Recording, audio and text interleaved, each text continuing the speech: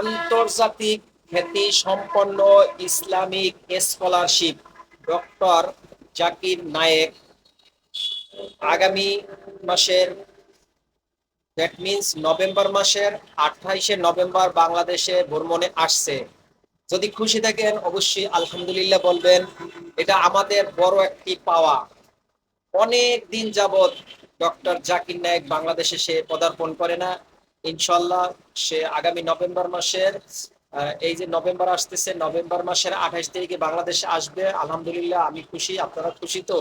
অবশ্যই আলহামদুলিল্লাহ বলবেন।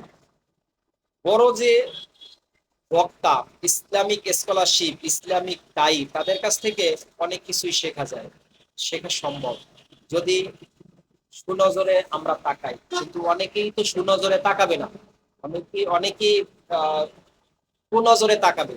আমি চাই সবাই সুনজরে তার দিকে তাকিয়ে তার কথাগুলো ইনশাল্লাহ শ্রবণ করবেন, আশা করি, আশাবাদী আমি, ইনশাল্লাহ।